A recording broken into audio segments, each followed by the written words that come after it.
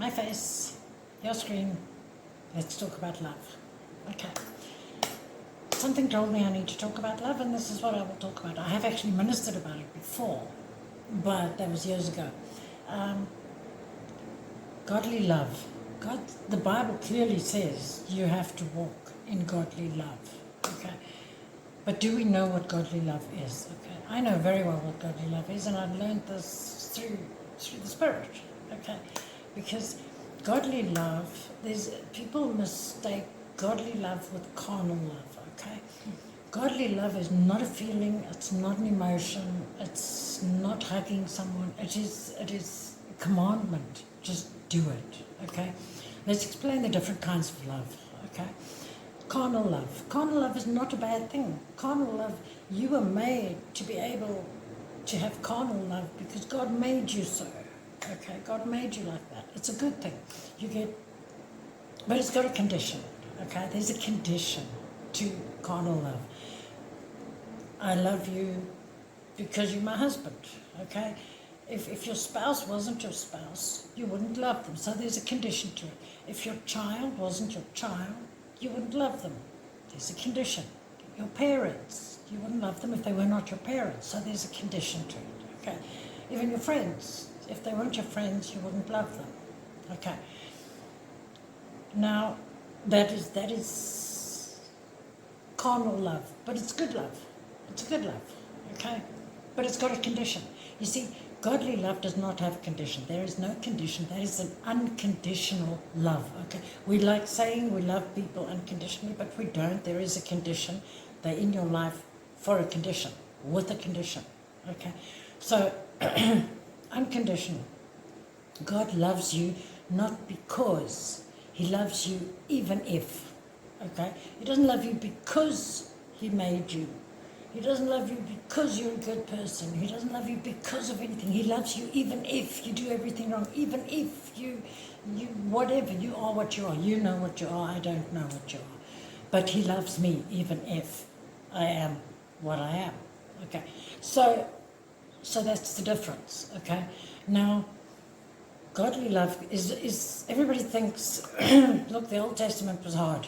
And God knew we couldn't stick to it because Moses was coming down the mountain for God's sakes, and we were already worshipping, I'm not Jewish, they were already worshipping a golden calf. So He knew, okay, these people, this ain't going to work, okay.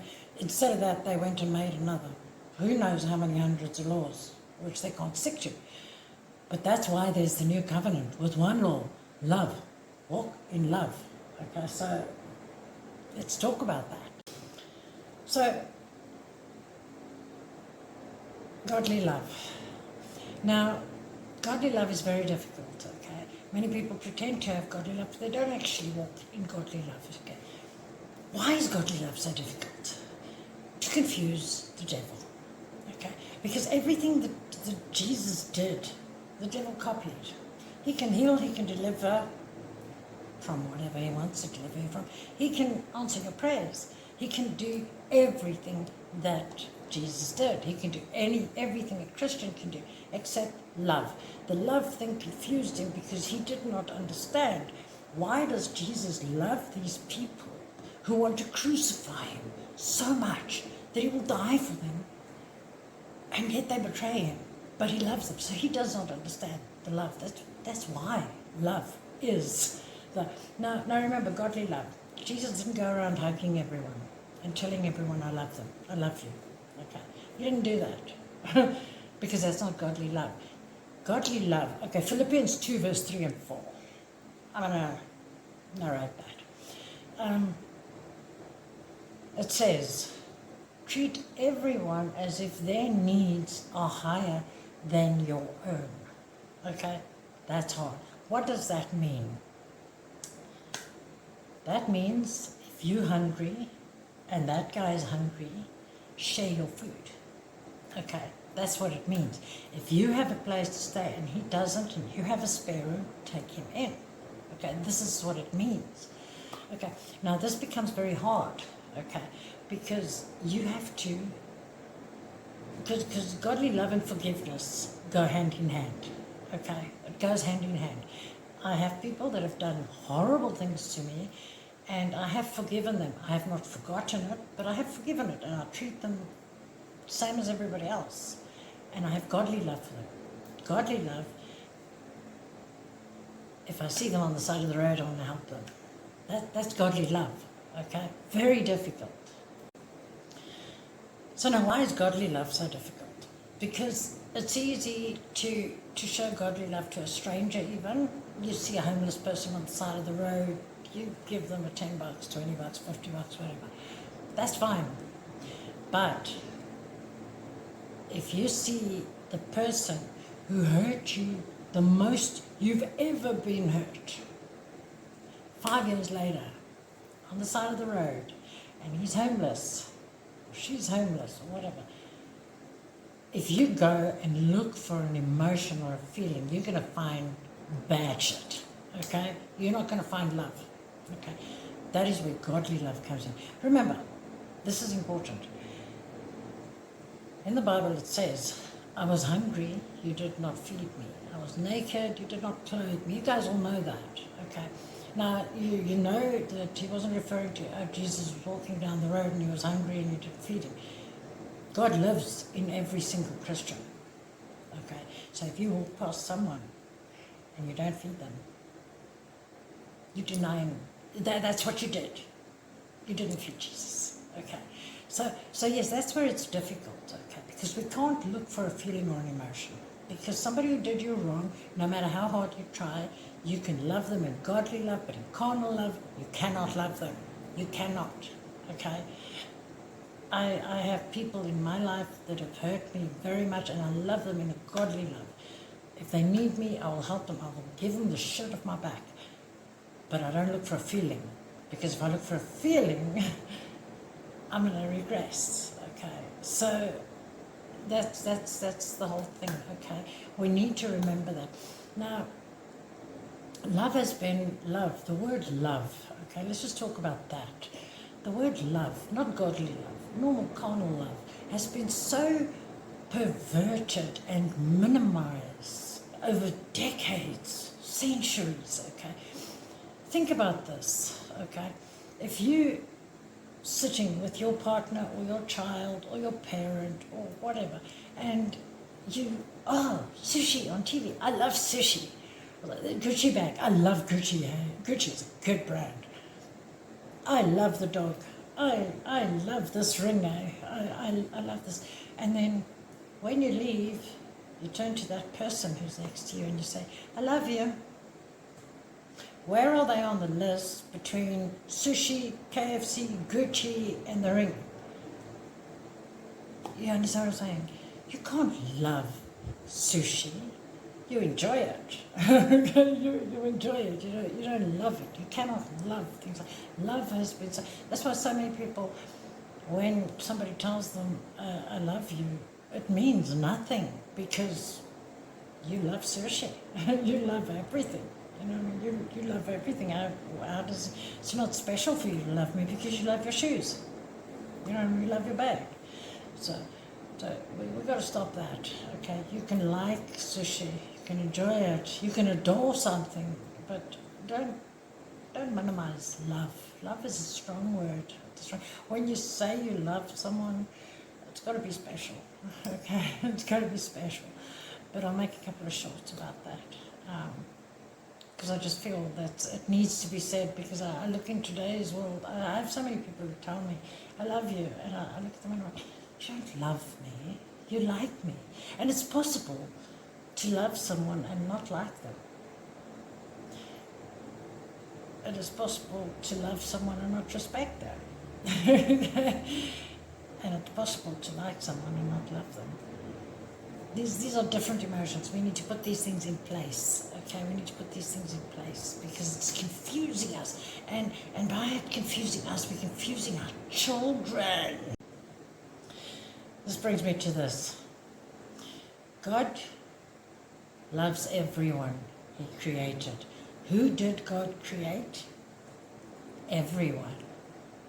Everyone who has ever, will ever, and is currently living on earth and elsewhere. Whatever you believe. Okay? I believe there's an elsewhere.